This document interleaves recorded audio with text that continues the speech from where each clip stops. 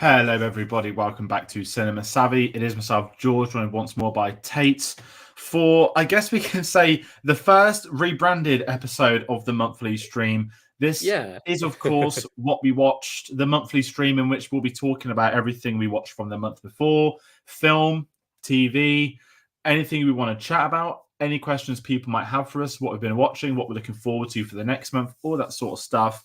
We just did a bit of a rebranding. There's a new thumbnail, there's new designs. So, yeah, we're back with this. Tate, how are we doing today? Yeah, doing okay. Recovering from a bit of illness, so please excuse me if I am coughing. I'll try and mute my mic on stream.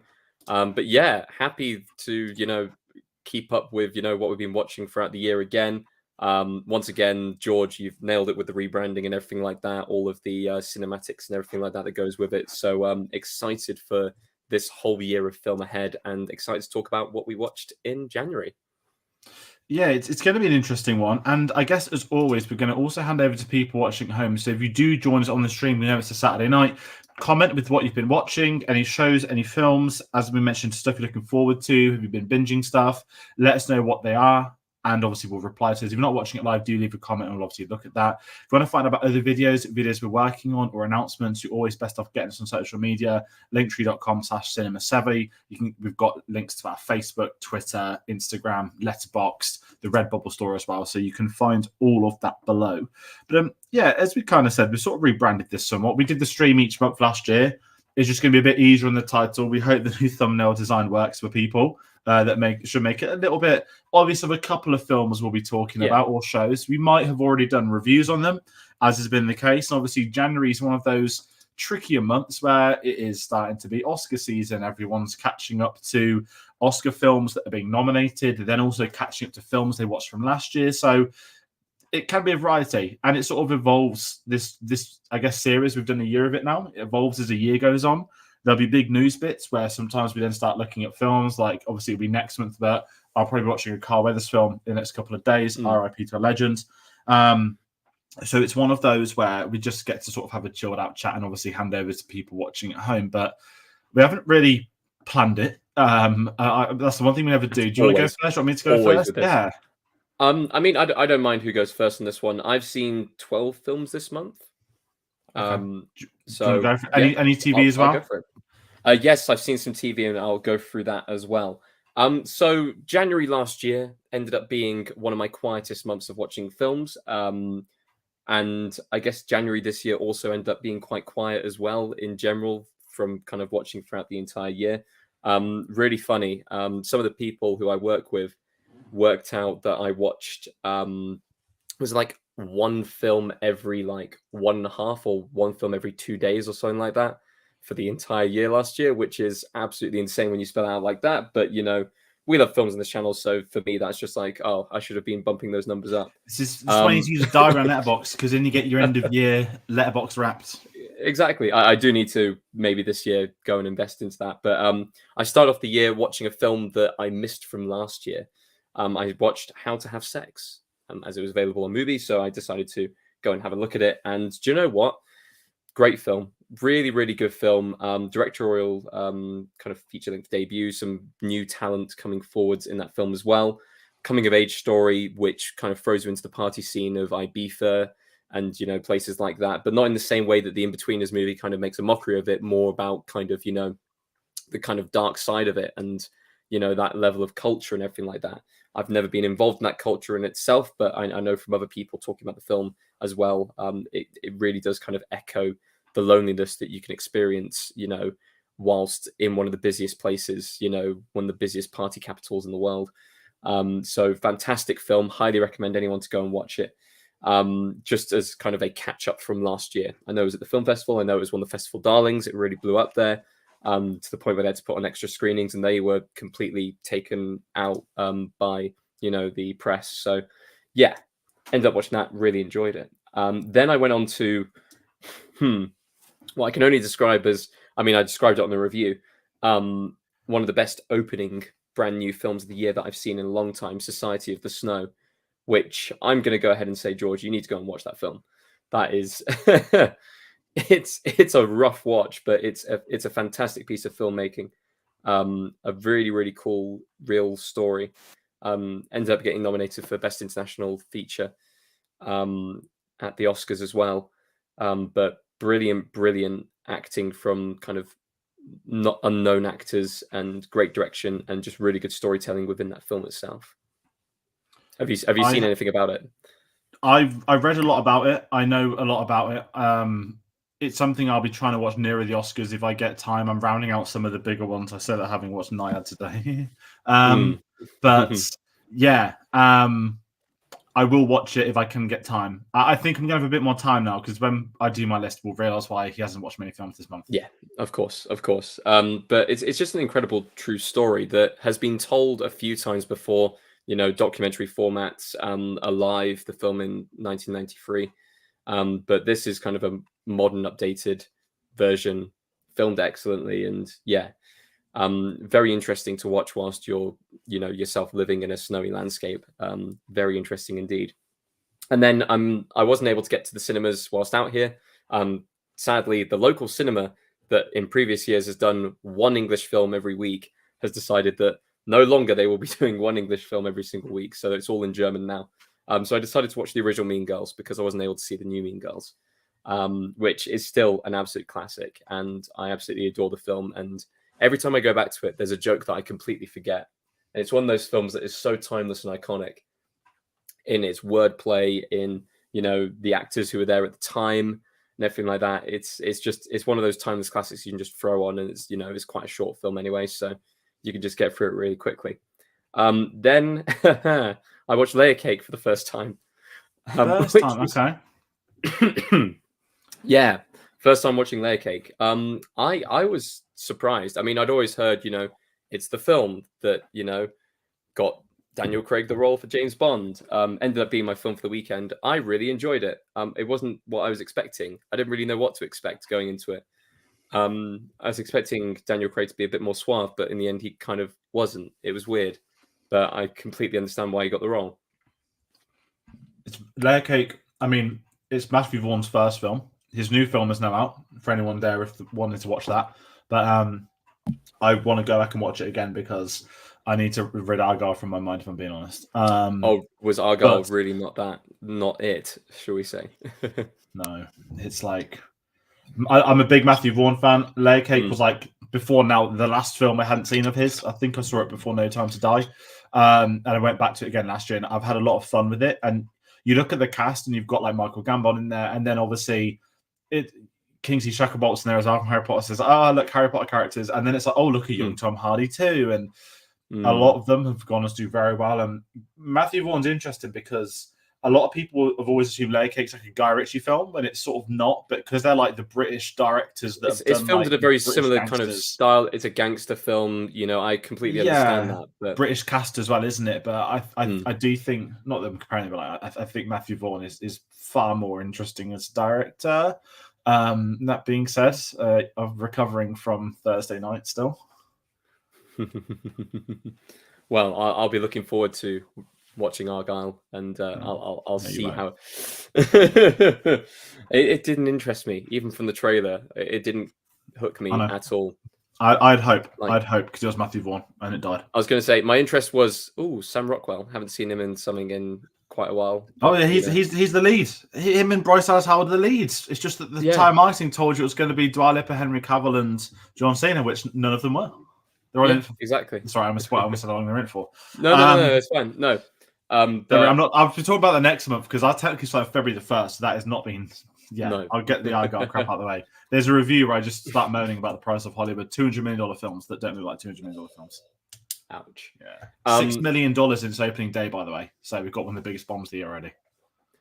Speaking of films with reasonably high budgets, which I hadn't actually gone back and rewatched, first time rewatch of Shang-Chi and the Legend of the Ten Rings.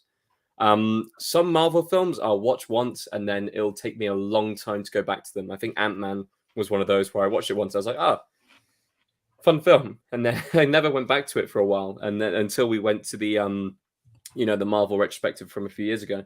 But with Shang-Chi, watched it again.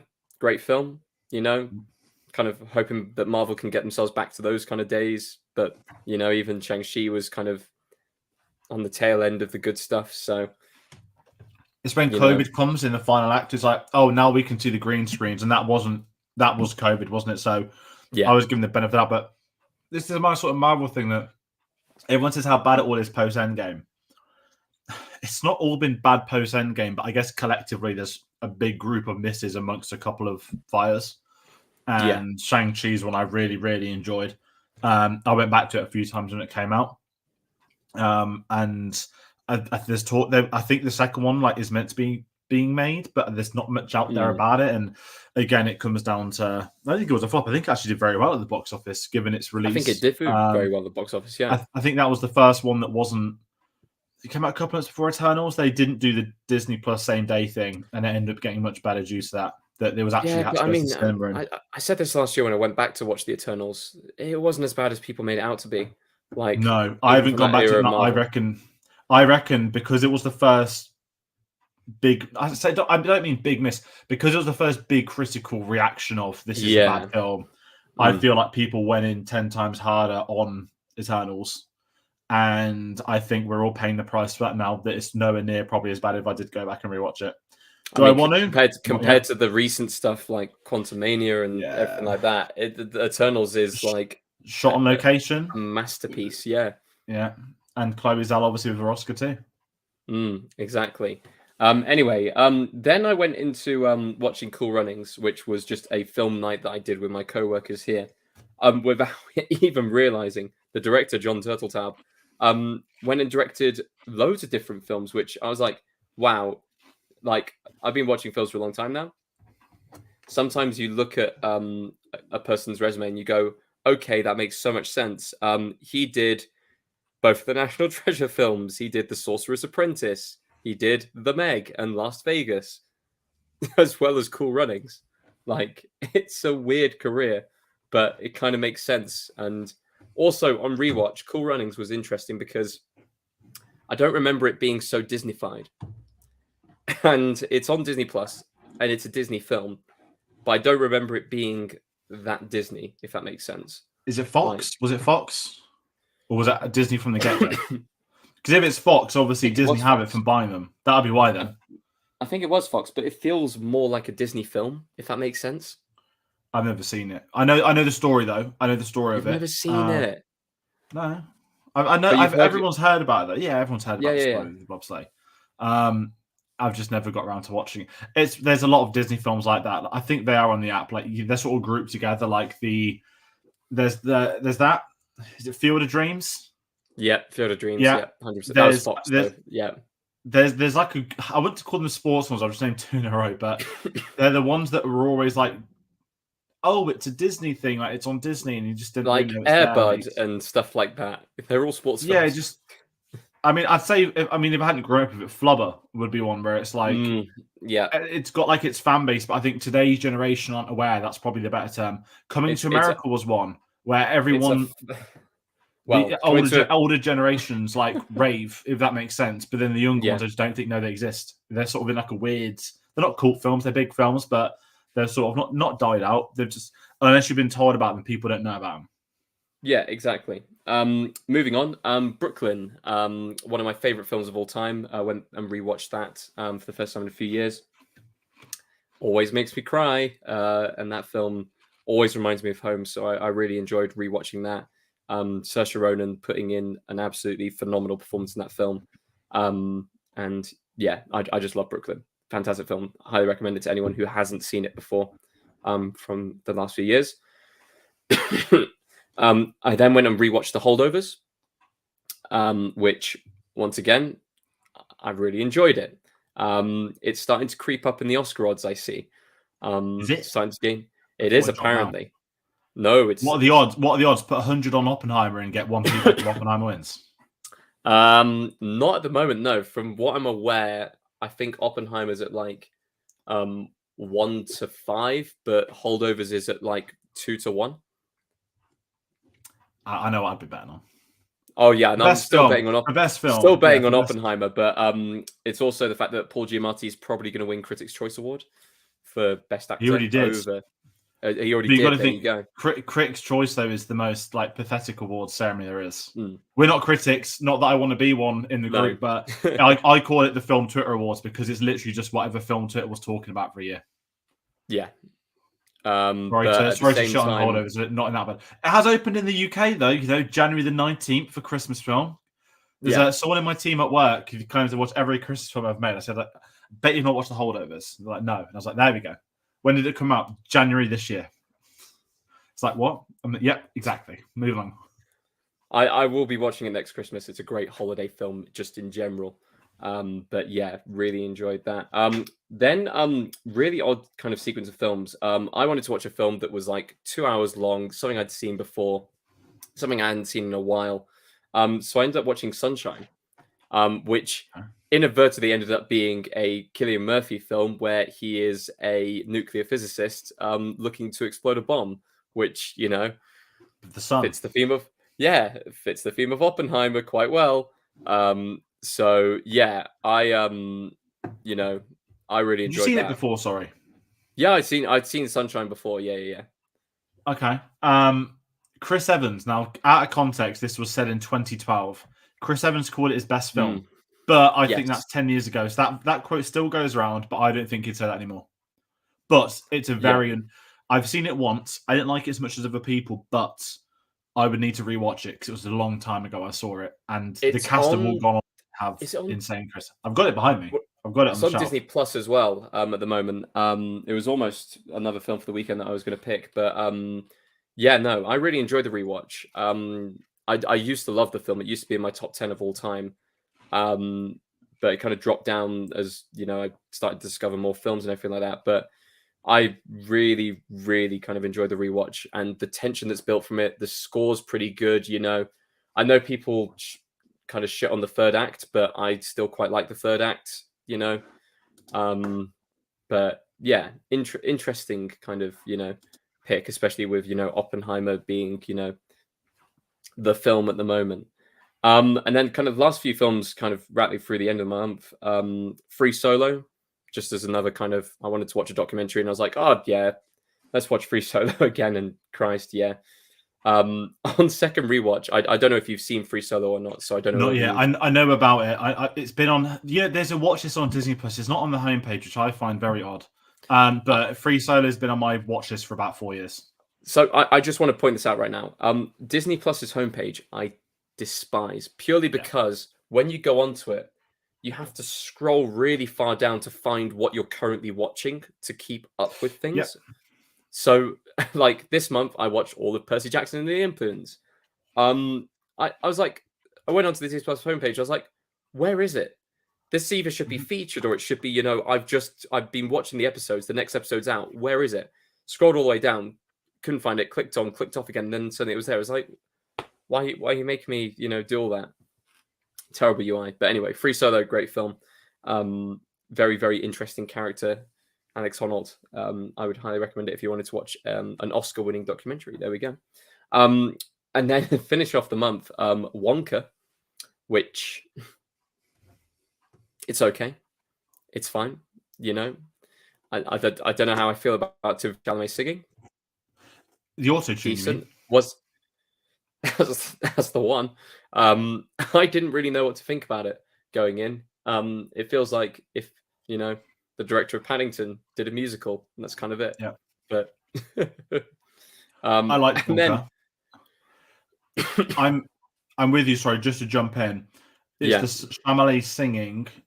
I think the rest of it is all not really like he's miscast because I think he's good, but I think if there was a way to get a British actor, that could have, I think, perfected it. And I now can't get over the Jeremy Allen White Wonka comparisons that are now happening because of his hair. And now there is Twitter threads of people pretending that he's Willy Wonka and abusing Oompa Loompas. He looks, now you can't unsee it, he actually looks like Gene Wilder. He kind of does. Be interesting if he did that as like a young Gene Wilder, as like a film. I just want him to play him as the bear. Just do a Willy Wonka sketch in season 3. Job done. I still need to watch the bear. Still need to watch the bear. Anyway, is it a comedy? That's my one question. Like, it's It's a drama primarily, and it's very not Is it a bit like comedic. There's some Succession? Is it a bit like Succession, where like it is a No, drama, but you can find so many comedic moments in it? I can find comedic moments in it. I think it's quite heartwarming overall. You get to the end of the first series, and it's like you feel really good, if that makes sense. Mm. And I can understand it being in that category, because I don't think it's an outright drama, but it's not an outright comedy. It's that weird middle ground. Whereas I'd Yeah. say Succession's like 2/3, 3/4 drama, but the comedy is just so funny. Whereas Yeah. this is like there's these really lovely moments that I think they've gone with comedy angles to it. And depends how sadistic you are as well, because I'm very sadistic and there's a lot of funny things that shouldn't have been. And then finally, Weird, the Al Yankovic story. Odd film. Oh, had you not seen it yet? Did you like it? As soon as I figured out what it was, because I thought, okay, it's going to be, an actual retelling. As soon as I kind of figured out, it's not. It's really not. It's just, It's a piss take of how many biopics there are. Exactly. I thought it was fantastic in that sense. Yeah. Almost takes on mockumentary form, kind of, I think it needed, because when I saw there's a Weird Al Yankovic biopic, I was like, I don't think he's as big over here as the States. He's still big. We all know him. We've all seen his music videos. And I was like, they're taking the piss a bit with this.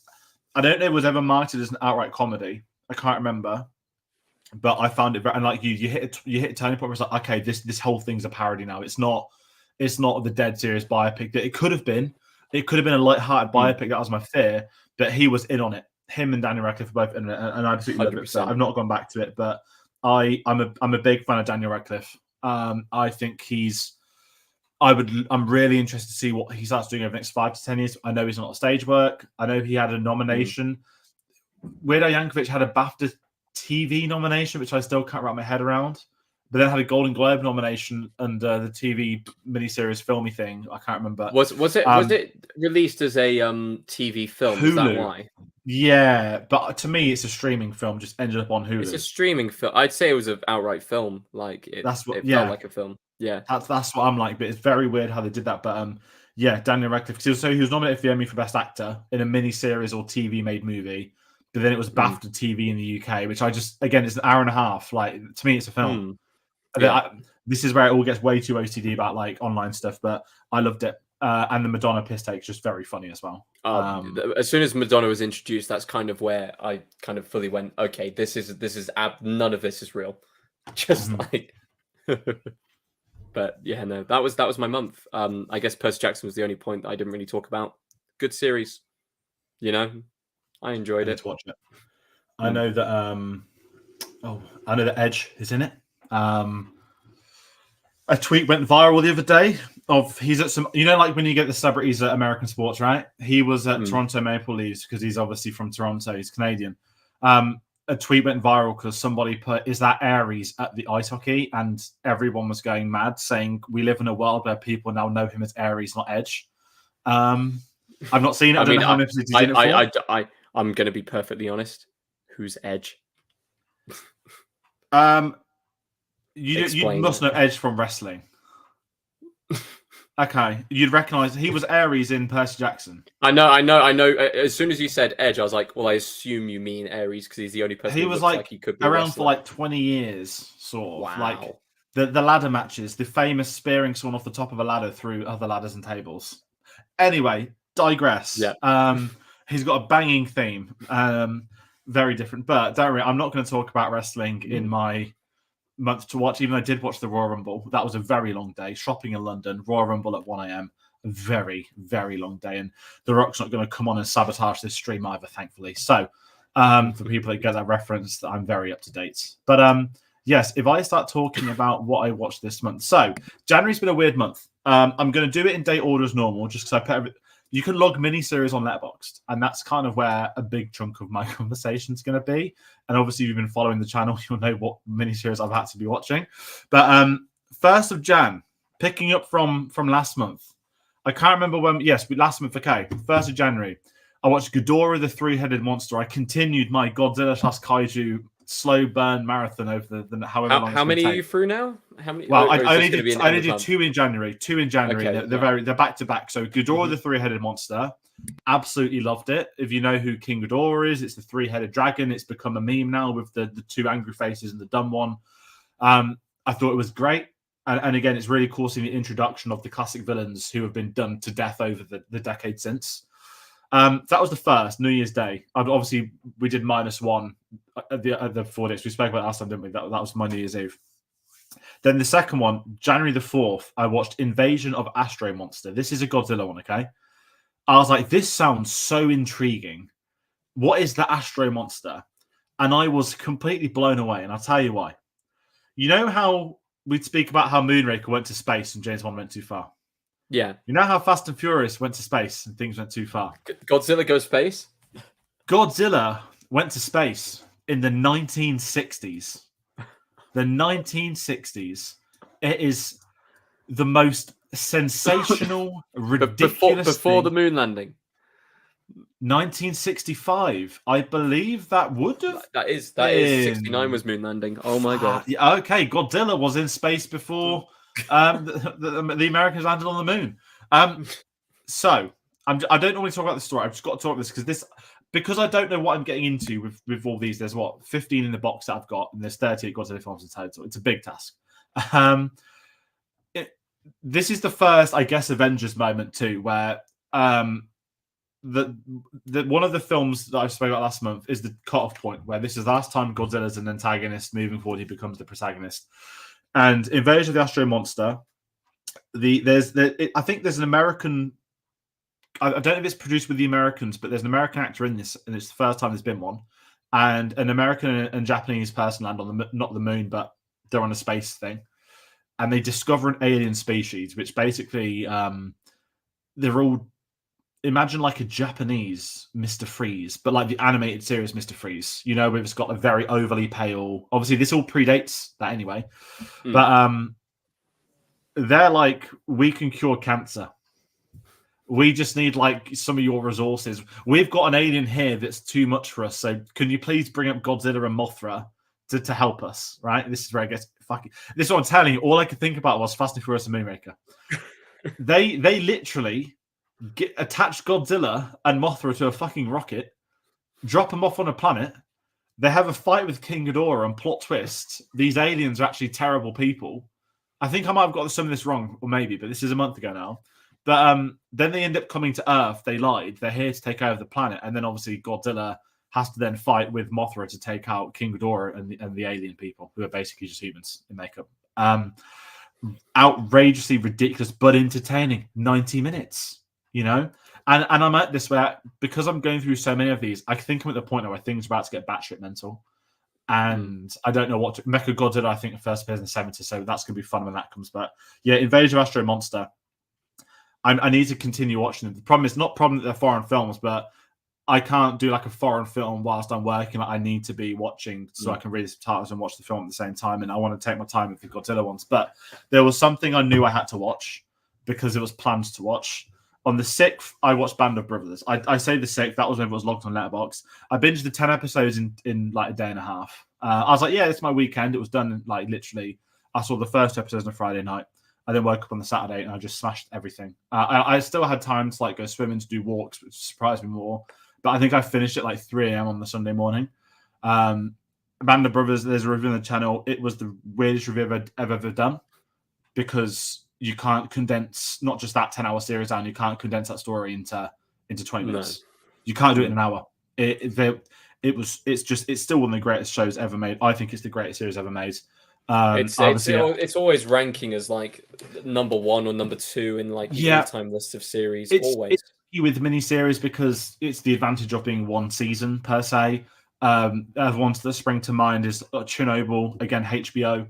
But Band of Brothers, I think, considering what the cast have gone on to do since, I think sort of elevates it as well as the fact the shows that came after. So yeah, Band of Brothers, TV takes a big drink. That's 10 hours. Then I watched Poor Things in the cinema. There's a review, a film that's grown on me over the month. There's still things I don't like about it, but as far as filmmaking goes, unbelievable film. Rightfully all up for awards, being spoken about, could potentially win a fair few. Love it. I'm really happy Mark Ruffalo got the Oscar nomination. I was worried they were going to go with Willem Dafoe. Mark Ruffalo is amazing in that film. Emma Stone goes without saying it's her best as Lily Gladstone, but Poor Things, there's just a few things I don't like, but it's a film that I think to its delight, you're still talking about it weeks and weeks later. And it's growing on you as well as thinking about it rather than, oh, it's here for the awards. If you've seen it, it'll live long in your memory. Saul and I work with, we were talking about Barbie because everyone's been asking about where the Oscar nominations. I saw this on the news and I was like, oh, there's a film called Poor Things. And they're like, yeah, one of my friends watched it and texted me and was like, it's the weirdest fucking thing I've ever seen in my life. And that's a non-film person. But I'm like, yeah, it's not something I could ever tell someone to watch because you'd be like, what the fuck are you on recommending this? But it's had that effect on also non-film people. I then smashed out in 2 sittings The Bear seasons 1 and 2. Mm-hmm. One of the best shows I've seen. And I say this having watched Band of Brothers and the other ones this month, but The Bear, there are certain shows that get overhyped online and it sort of puts you off watching them. And I don't know if that makes me sound snobby or not. The Bear has not made its way to Facebook, thankfully, but it's one obviously everyone on Twitter was talking about when it was airing. I don't know if they dropped the whole season on the same day on Hulu back in like June, or if it was half the season 1 week, half the season the other. But obviously, I watched it in between the Golden Globes and the Emmys, and I have not seen a show like that before. It's a struggle to talk about it, to try and we're doing the whole is it a drama, is it a comedy thing, weren't we, before it went live, and it's so tricky to explain it. But I would say it has some of the best singular episodes of TV. We spoke about Succession, right, with the wedding episodes being the last episode 3. There's an episode in season 2 of The Bear, episode 6. If you've seen it, you'll know. Did you see all these memes at Christmas? It's like someone throws something and a family starts scrapping. It was on the meme. Do you know what? It's weird. Season 2, episode 6. I feel like I've seen someone say something on the lines of it being one of the best episodes. It's set 4 years before the series, and it's like you spend a Christmas with the family. That's what I can say. And the guest stars are out of the planet. We laugh at the Succession having all the guest star nominations, Emmys. Next year, when it gets to season 2 of The Bear, getting it towards run, because obviously everything is won was on season 1, not season 2, because of the delayed stuff. Season 2 of The Bear is going to be sweeping. If season 1 was sweep, I think season 1 I preferred. I think season 1 is a better overall season, but season 2 has better individual episodes. If that makes sense. Okay. It's not. Yeah, that makes sense. I think in my eyes, it's a 3 or 4 season show. If that, I hope they don't drag it out. It's very popular. It's an incredible show. Joe Mann-White is amazing. Io DeBerry is amazing. Everyone in the ensemble I love and adore, and it's one of them really heartwarming shows at the same time. So I know it's all over Disney Plus's homepage still. If you haven't seen it, I think they're some episodes 30, 40 minutes. But that one I mentioned, the Christmas one, is 1 hour and 10, and that's been fucking hell. They're doing a long episode, and it is tense. You just feel like you're gonna get a panic attack watching it. It's so good. So The Bear, if you haven't seen it, go watch it. Everyone's been right about it. I then followed up The Bear on the Saturday. I love putting film on when I'm doing ironing. Thought, okay, I've seen a cooking film. I've put this one off again. Another overhyped, The Saltburn of 2022. I finally watched The Menu. Finally! I love The Menu. I thought it was okay. I hadn't actually had it spoil. I know obviously it isn't what it seems. I think I liked it by the end of it. I think it might have just been a little bit too long, but I love Ralph Fiennes in it. Very weird film, but I like that. Some people, I'm not going to compare it to Fry, but it was the surprise film at London Film Festival 2022, and everyone was shitting on it. And then it was very popular with the general audience, and I get why it's popular with the general audience. I call it the Saltburn because there's a film every year that we're in the film circle. Not that people shout on it, how did it get big? There's always a film that gets big that you're not quite sure why. It's not a big budget film. It's not a small budget film. It's got maybe an ensemble or a couple of crazy moments. And The Menu was just one of those that everyone was talking about a year ago. And it was nice to tick it off. I didn't mind it. I was going to say, Saltburn has been a massive topic of conversation amongst non-film people out here. It's massive. Sophie everyone's seen it. She's in the top 10 charts now. She's going to be performing at the BAFTAs. Really? It's insane. And I didn't like Saltburn. I said that before, but I'm intrigued by like someone at work I comes up to me, enjoyed like, I it, watch but, Saltburn. you know, I'm not shitting yeah. on them like, oh, it's fucking shit. Some people are going way too OTT, but like, that's not edgy. And I'm like, I know it's not edgy, but you don't have to like rub it in people's faces that you've watched fucking, I don't know, Nymphomaniac Volume 2. Do you know what I mean? Yeah, or you've watched I like Human understand. Centipede and you thought it was okay, like, you know. I can see why Saltburn went viral. I Mm. really can. And it's like the TikTok people that got it big, and then the general audience start following in with the TikTok lot, and yeah. So following the menu, get out of the way, dining, finish my round of ironing for the weekend, straight onto the Pacific. Don't like it as much as Band of Brothers. It's still very at its peak. It's incredible, but the difference of Panda Brothers, you follow the group across the 3 years. Since the inception of them joining the war through to post World War II, Hitler's with the Lion's Den. The Pacific, you basically follow 3 protagonists across the Pacific. So the series sort of splits in 3. Still tries to do it, chronologically, 41 or 2 through to 45 of the the Pacific stuff. I like 2 out of the 3 characters, which makes it tricky then following a third one, if that makes sense. And it's I don't care for saying it's more brutal than Band of Brothers. The Pacific was a very brutal war for those that aren't unfamiliar. Certain tactics from a certain country they were opposing are horrific, inhumane, no prisoners, didn't want to be surrendered, all that sort of stuff. It delved into the complexities well of that. But you read about the actual Pacific, and it's not like a no-show, but obviously you get Oppenheimer-wise. Obviously, it's like, literally, you don't get anything about the nuclear bomb, obviously, but it's like, wake up next day, guys, they've surrendered, the war's over. I was like, yeah, no fucking shit, you dropped 2 nukes. But the character development is incredible on the Joseph Mazzello story of the 3. Him and Rami Malek, loads of scenes together, pre-Bohemian Rhapsody, completely caught me off guard, very funny, unintentionally. But I was like, those are like in the war together. I'm like, oh fucking hell, they did Bohemian Rhapsody. Young Rami Malek, not as good as Band of Brothers. I was going to say, I've seen Band of Brothers. Well, okay. I've seen 9 out of the 10 episodes of Band of Brothers, and I never got round to watching the 10th episode. But I feel like I really should, finally get that done. But I need to. Band of Brothers final episode is so. Yeah, I mean, I didn't think I'd do it in a day. You get to sort of episode 8, 9, and like, it's not really spoilers to patch 20. It's obviously episode 9 stuff that I call it the Holocaust episode. They discover the death it count. is. Yeah, that's And then episode 10 is like the end Eagle's of the war. Nest, right? Yeah. Yeah, and it's really, how like this sounds really horrible. I don't mean to. Game of Thrones have like the big episode 9, the early seasons, yes, and then the episode 10 was very chilled, like we're setting up for next year. Obviously, you can't really set up a war type thing unless you're a Matthew Vaughn in The King's Man with a Hitler post-credit scene.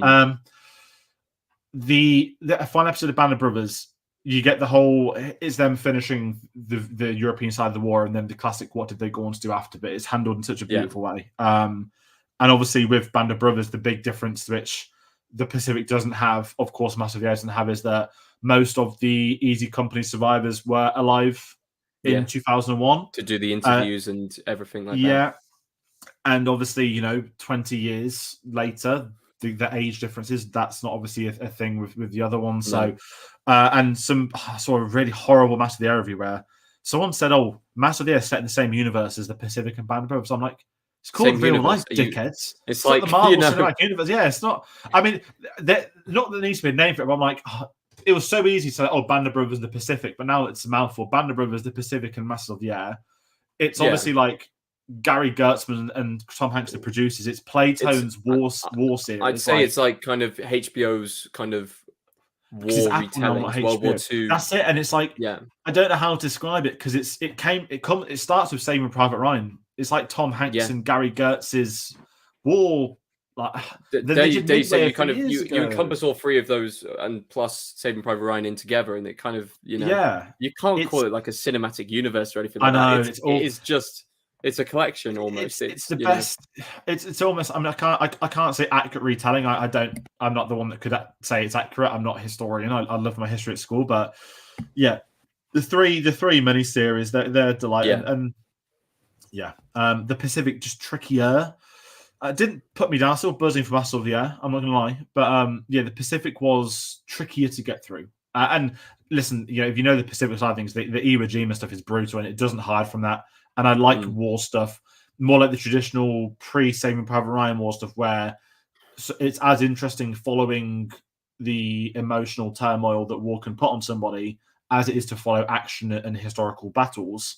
And I think the Pacific gets that blend just right as you get to the final few episodes. But moving with the Pacific, I rewatched The Creator on the 16th for the 4K reviews on the channel. Slapped on the rewatch. Still a very big fan. Very, very big fan of that film. Obviously, it's got 2 Oscar nominations, which is lovely. I then watched on the 20th The Zone of Interest. Tricky to talk about. I'm not in the camp that like it as much as everybody else. I cannot fault it from a filmmaking perspective. I don't want to say I do not care. It was probably one of the hardest reviews I've ever done, for being really honest, because I didn't really know what to say. Once you say it's almost perfectly crafted, what more do you do?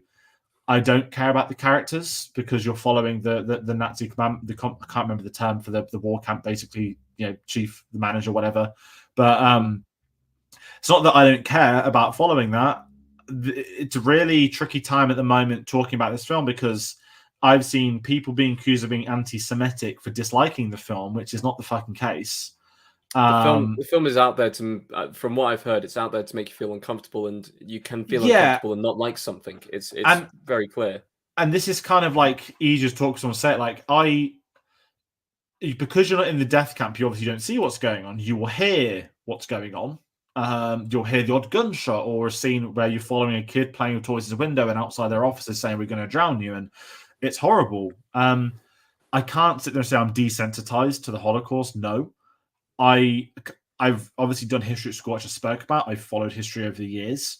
I've not visited Auschwitz. It's something that's like, I say on the bucket list, that sounds horrible, but it's one of those things I think everyone should do at some point in their life. It's something I'll do one day, but I don't really go to Eastern Europe, so it's not something I'd go out my way to do. But the whole, it must be seen, it's educational, this. I don't think it was. I think it's almost experimental filmmaking. So there's a segment where it's done in negative vision. So the person's really white, bright, negative. And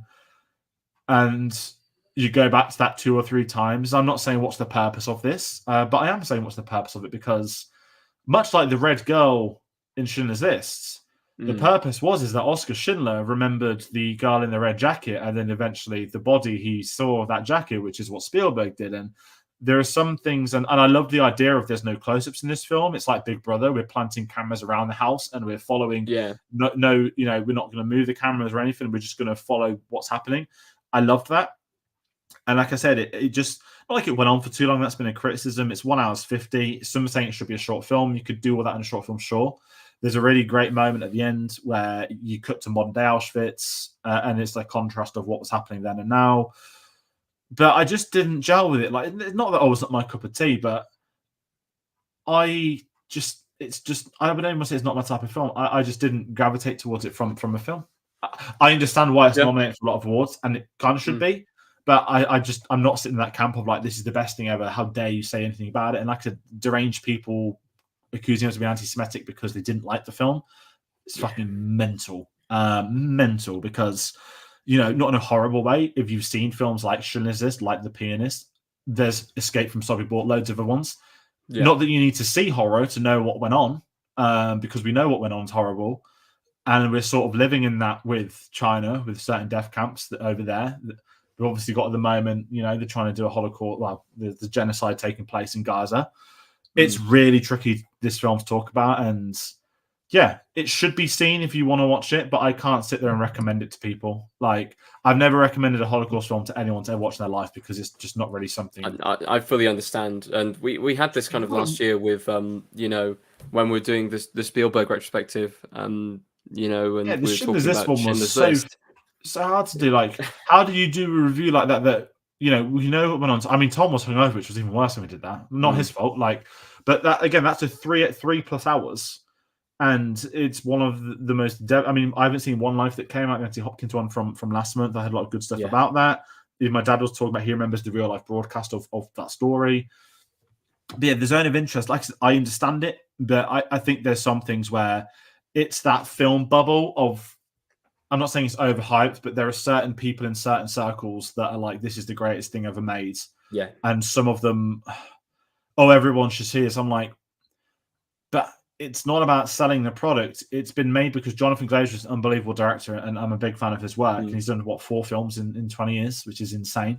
And the quality of those 4 and what they're known for, and the variety of the 4. But it's a very peculiar film that I think people should go out and see. But at the same time, I'm not recommending people to see it because it's just that I don't recommend that genre of film. Everyone that wants to watch a film that should do it of their own accord, not because they've been told to. And that's the problem with Oscars. If you're not in the right mindset for a film, there were 4 people in my cinema. Then I know somebody that was at a showing where it was full.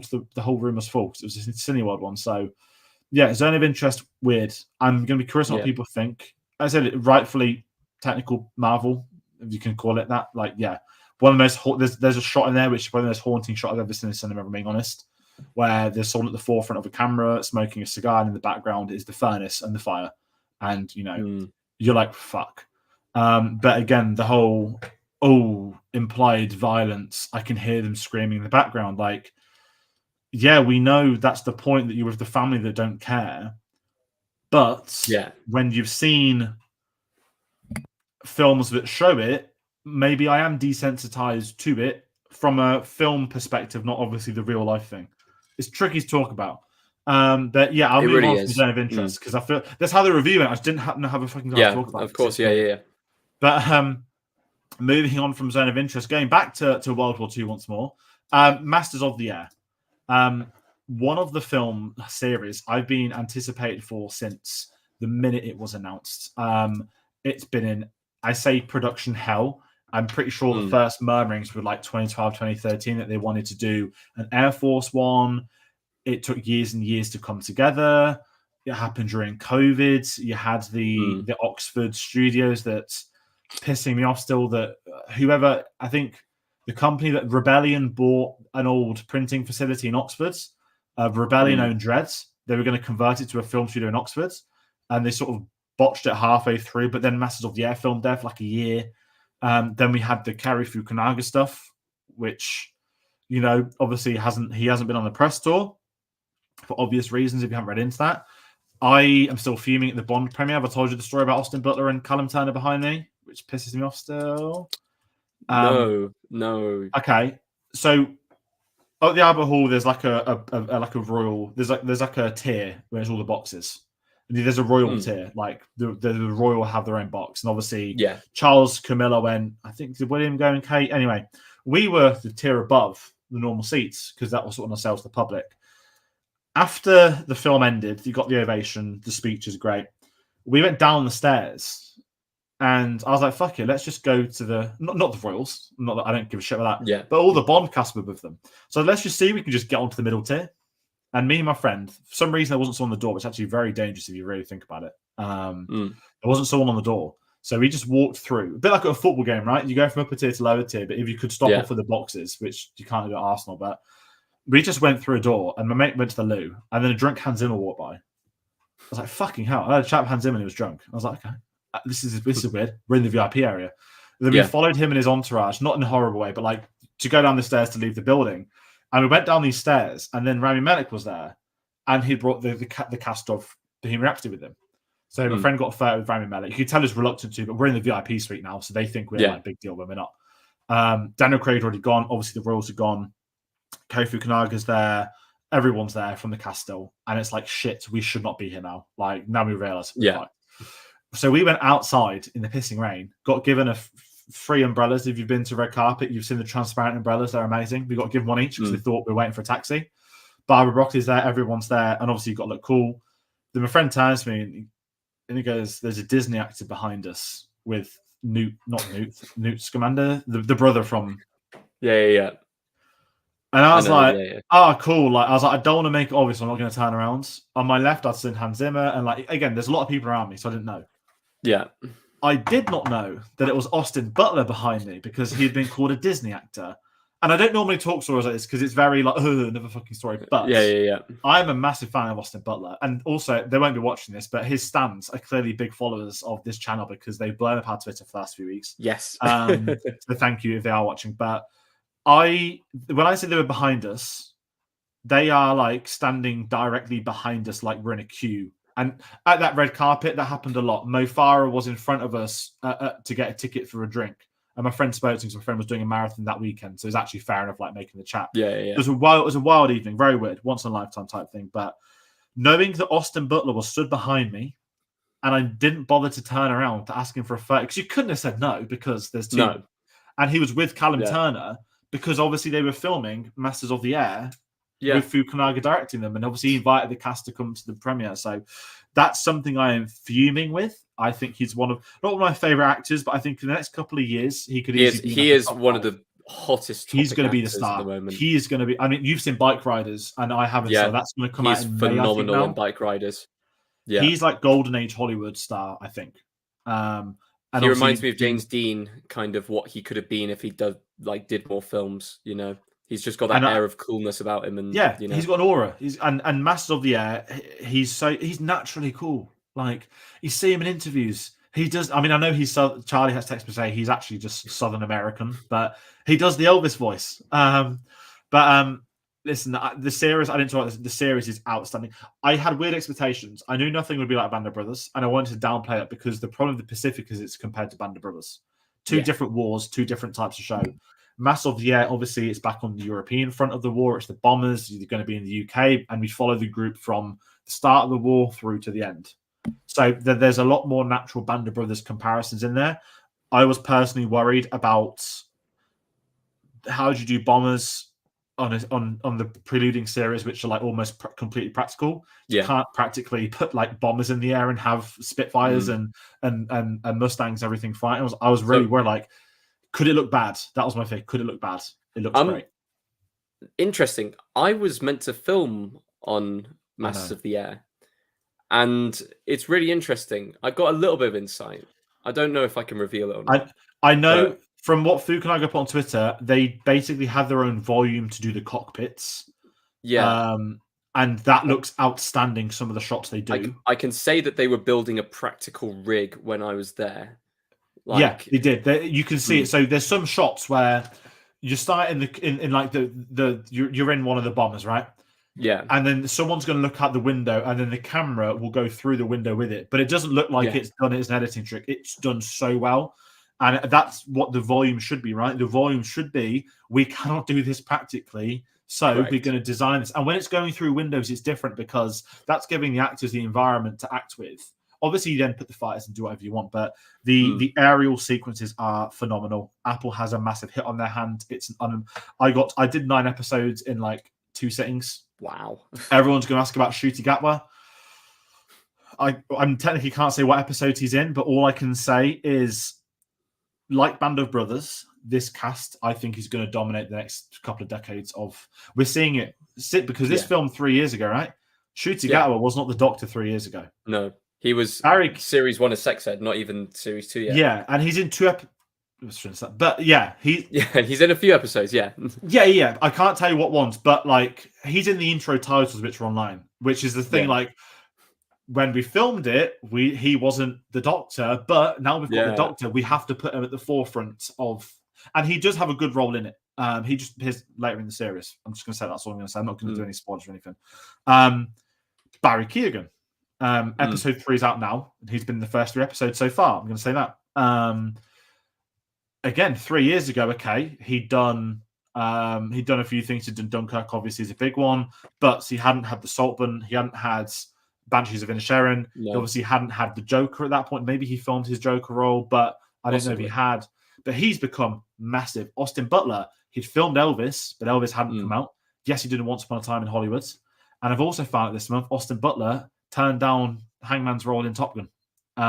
He had a choice, Once Upon a Time in Hollywood or Top Gun Maverick.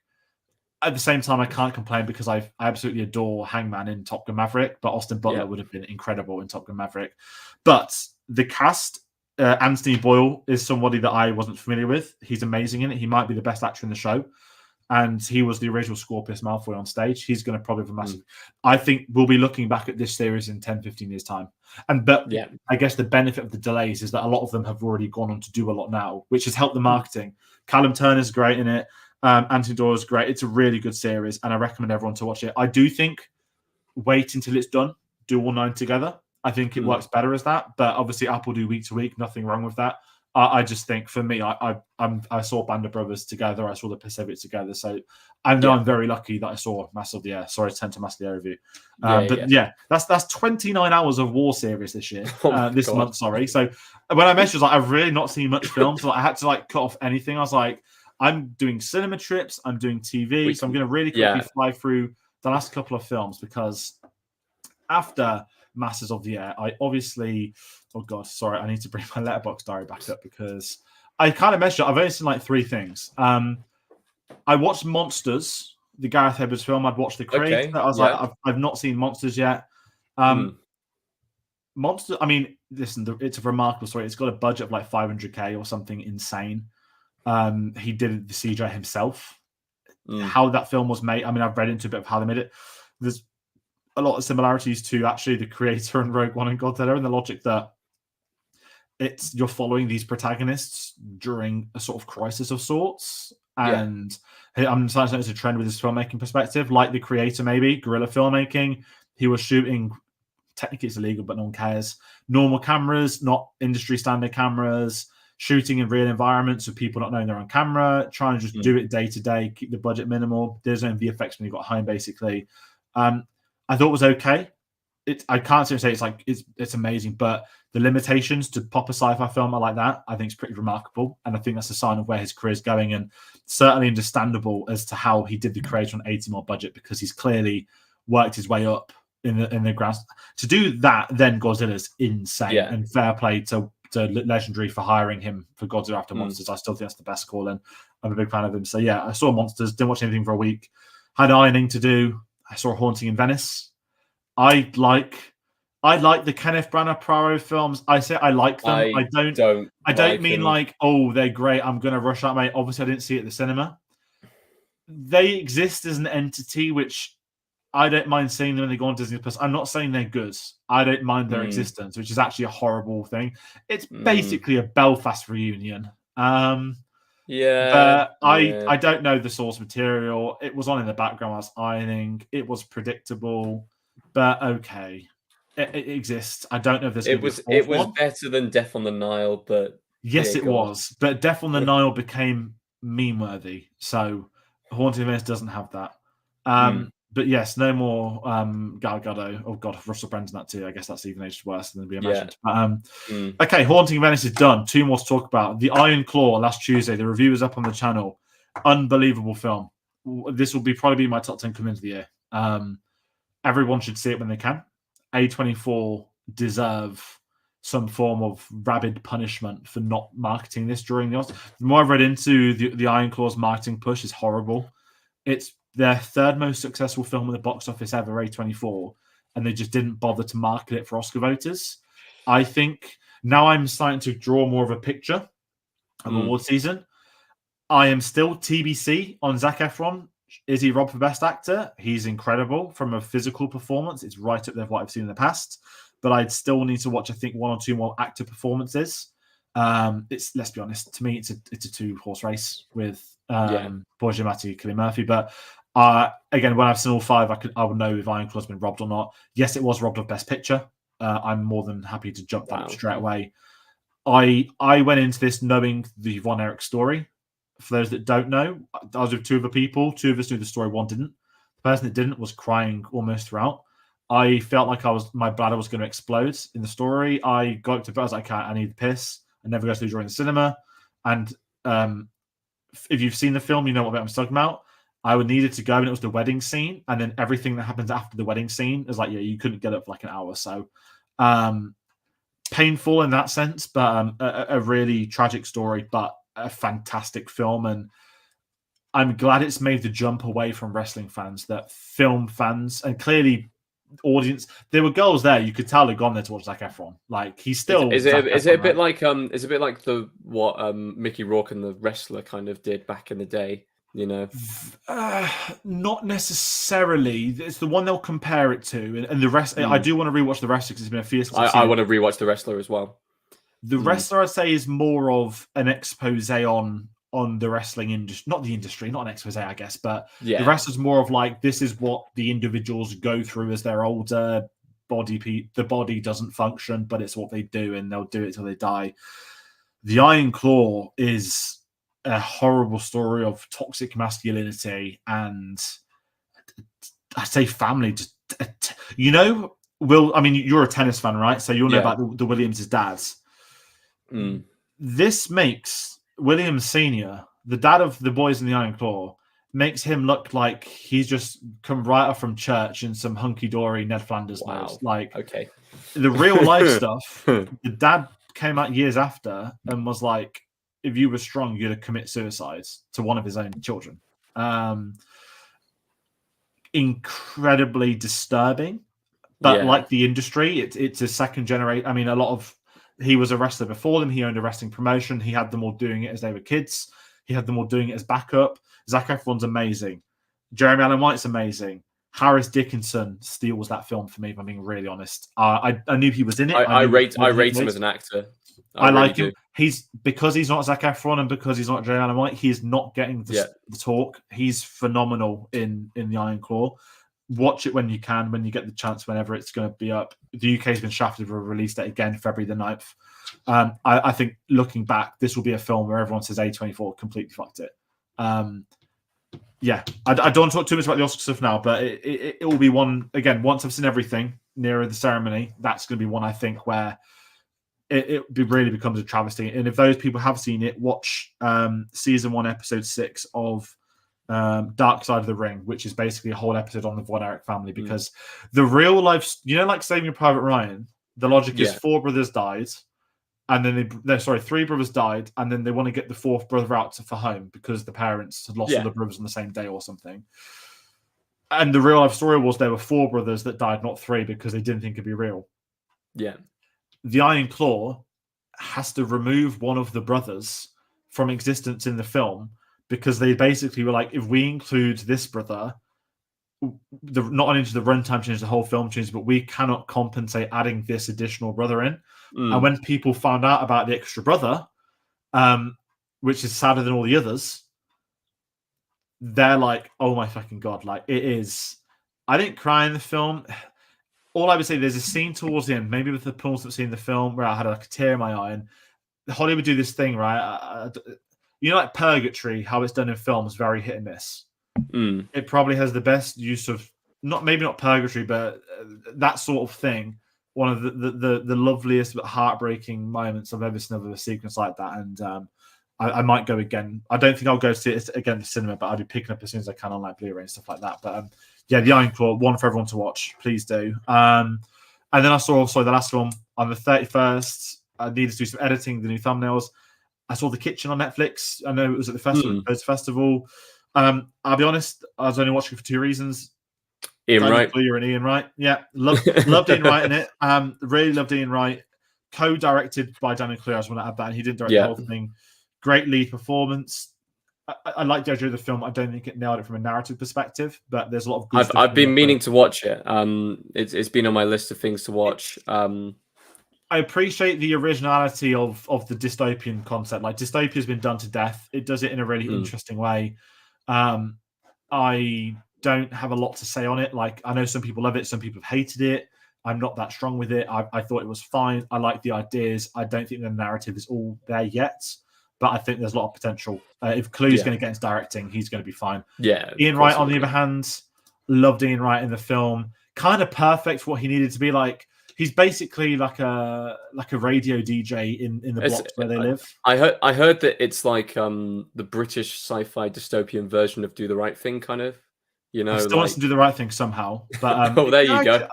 It's I have the disc. I put it on last year, and it's region locked, so I actually can't watch it in any Blu-ray. In Do the Right Thing, you have Samuel L. Jackson playing a DJ radio host for the local kind of area. Yeah, Ian Wright does that. Yeah. Absolutely. And Ian Wright being Ian Wright, so people love it. But excellent. Honestly, that was a big draw for me to watch it, and it probably got an extra half star. Not that I do stars, but because of Ian Wright. Yeah. But that's all I watched, Jerry. Sorry to waffle. I was going on about massively. No, absolutely. It's amazing. Episode 3 is out for people curious. But it's nice to do these chats. I guess we both ended up seeing a little bit more than we thought we did, but it is that time of year. There's been a lot of TV. It's the Oscars. I mean, I mentioned already I've seen Argyle and Naiad. I'll talk about them next month because that'll be February films. But obviously the intro has changed. The Beekeeper is the highest grossing film of 2024 so far by actually a good chunk. And I because of Argyle, I think The Beekeeper is going to be the highest grossing film until June comes out. Does this mean that The Beekeeper is going to be on our intros because it's the highest? It already is. Film of the year. You know what? The Beekeeper's good. The Beekeeper's good. I'll give it that. Beekeeper's good. Is I'll it? talk about that next month. It is. I mean, I didn't know it done as well as it did. From the trailers so far, from what I've seen, it's just become a joke and a meme amongst my friends. Yeah. It's like the solid B-list film back in the day. Yeah. It's Jason Statham's best film in years. There are B puns galore. There's some really like horrible, like heartable moments, like where the story begins. A lot of John Wick vibes with the whole like revenge story. But again, it's a B film. It should be B as in not B's, but like B, the whole classic B film budget type thing. I don't know how, but it works. It's a film that probably shouldn't work, but it really does work. I've really enjoyed it. But yeah, we'll talk about it next month. But it is on the intros probably until June. The weirdest. I know because we have Barbie for long. It's weird of January because there's not really films out. Like it's basically Beekeeper or Mean Girls, and Beekeeper's done much better than Mean Girls. Yeah, there you go. I don't think something's going to come out and take it out in a week. So I think Beekeeper's going to be on the intros until June Part 2, which is kind of insane, but funny at the same time. But that is going to do it for this discussion today. People at home, do comment anything you've watched, what you want to chat about, anything you agree with. Maybe you've been harsh on films you watched and liked, maybe you haven't. But we're going to obviously continue doing these streams each month, so do join us for those. We've got a lot of other reviews. We've reviewed a lot of the films we spoke about this month. Sight of the Snow you mentioned, Iron Claws up from last week too.